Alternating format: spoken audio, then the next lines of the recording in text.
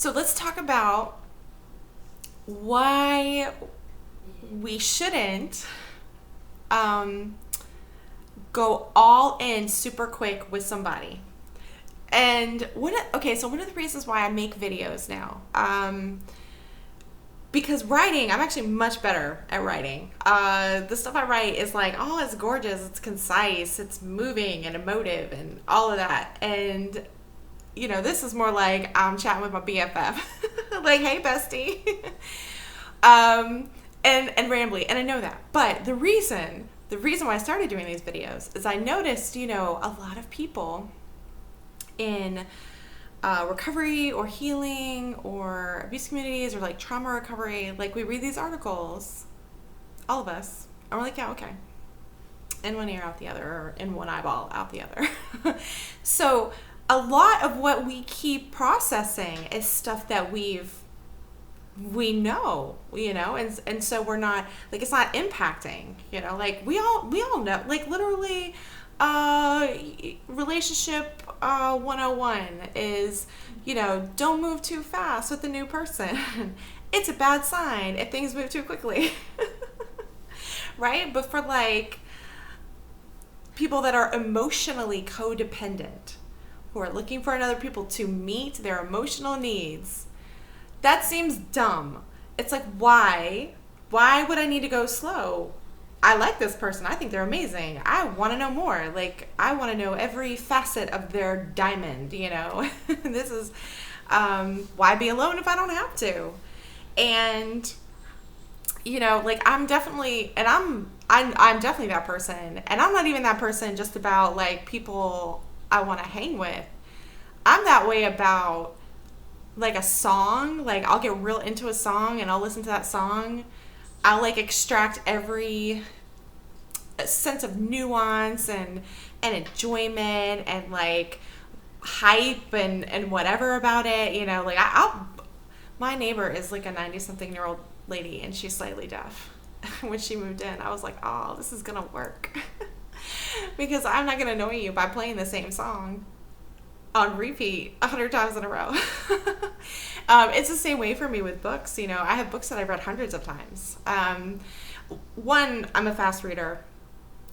Two, my memory's not great. So if I leave a book alone for like a year or two and come back to it, I'm like, oh man, wow, this is really good,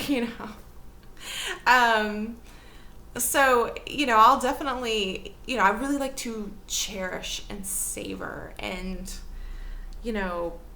enjoy and be with, and when I like a thing, I want to experience it. I want to merge with it almost. And so we can't do that in relationships. And I don't think I've ever seen anyone discuss this, but usually they're coming at it from like emotional intensity is not a good sign early on, and so, like, that's not a thing that I don't like that, because I'm a passionate person. When I love things, I love them so much, and that's not something that I dislike about myself, and I'm not interested in changing that. So those kind of recommendations, I'm like, but why is it important to slow it down? It's important to slow it down because let's say this other person is the most incredible person you've ever met, and you just want to, like, learn everything about them and hang out with them and see them all the time and just experience them. I mean, with my ex, he was a mechanic, and I would literally, I don't know anything about cars, but I wanted to watch him work on cars. That was the thing I wanted to watch him do. Quite frankly, it's a thing I still want to do. It's one of many things that I really admire about him. Anyway, so, like, why do we need to slow stuff down? Because, so let's say this is a person who's a healthy person to be with. Usually this advice is coming from, like, this is unhealthy. Don't be unhealthy.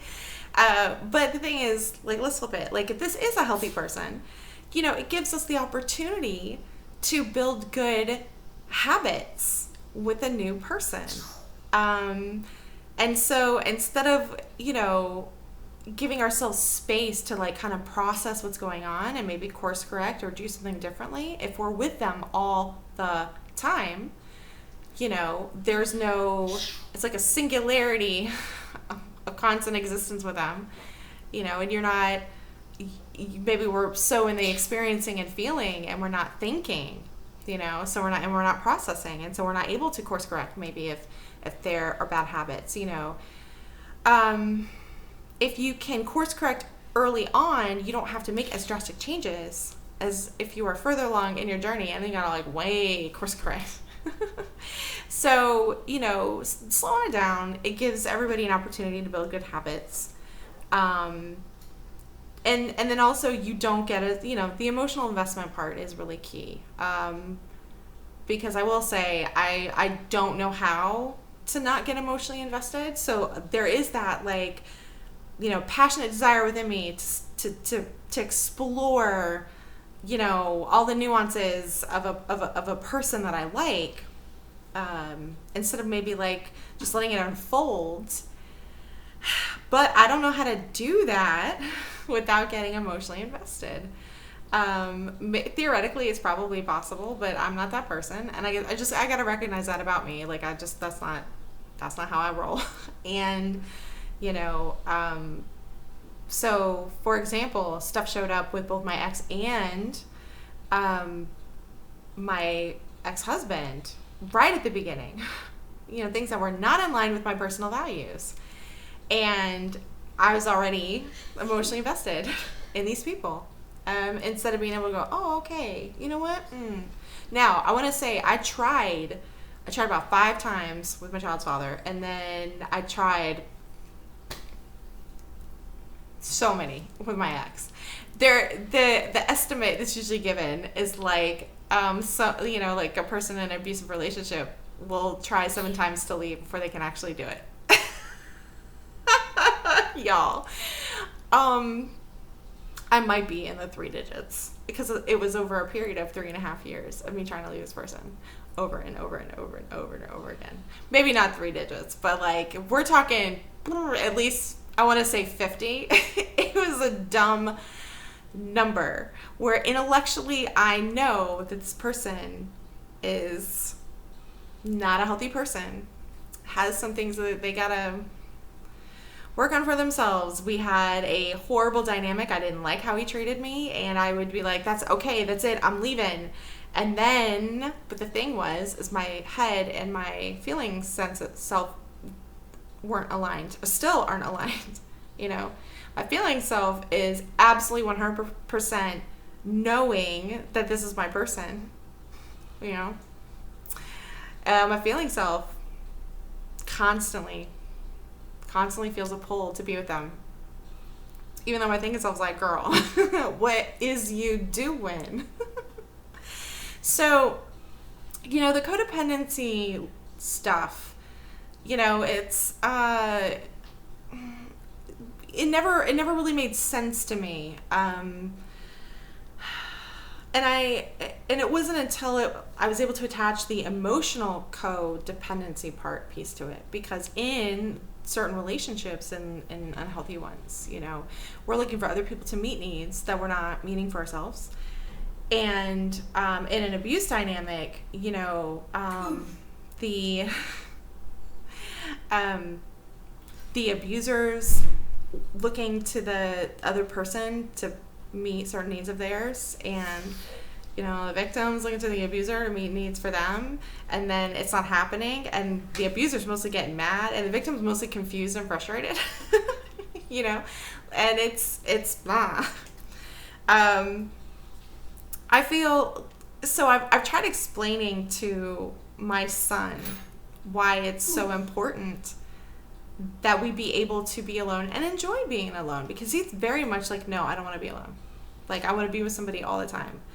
And I have us we'll set a timer. We'll do independent activities for 30 minutes. Sometimes I'll ask him to go play, like go play by yourself for an hour. We're going to practice, not just being alone, but being with ourselves and having a good time. And I completely get it. He does not have siblings. When you have annoying siblings, you definitely go, yo, I need to be alone. You understand the value of aloneness. But he's an only child. And so he doesn't, for him, being alone means, I guess the fun stops and he stops feeling good in the same way. Whereas when you're surrounded by annoying siblings, you finally have control over your own space and environment. Well, that's not his challenge. He's a lot of control over his space and environment. So why would he want to be alone? Anyway, so I've having these conversations with him, like, hey man, I'm not trying to be annoying. This is a skill that you need. You need to be able to be on your own. You need to be able to enjoy being with yourself. But, and it's balance. It's balance by being able to be with people and enjoy being with people. Like, you don't want to be all the way one way or all the way the other. So, I'm having him do a thing he doesn't want to do. But I myself, right now, am doing a thing I don't want to do either, which is stay away from this person that I absolutely do not want to stay away from. But I'm doing it. Good for me. Anyway, so just kind of to recap, why it's important to have some distance, when you start that relationship process, instead of like going all in. It helps you build good relationship habits so that if this is a person that is healthy and safe to emotionally invest in, that your relationship has a really strong foundation. And then also like the other stuff in terms of, like you'll see red flags and whatever. I think it's really important to know though that the foundation of this subreddit is that anyone can kind of be in non-optimal behaviors if certain vectors of situational factors are present. And so, this very binary idea of like people are good or bad, this very idea that's very, it's black and white.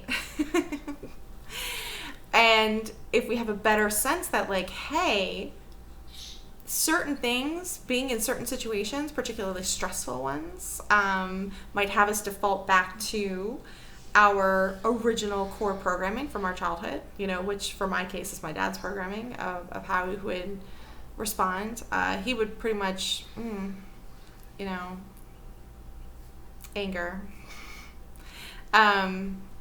So sometimes when we're in situations where we're disempowered and we don't have control and we're under a lot of stress and we're not getting support and maybe we're isolated and like, you keep going and add up all the factors, we might not be being our best selves. We may not be showing up in ways that are in integrity with who we are.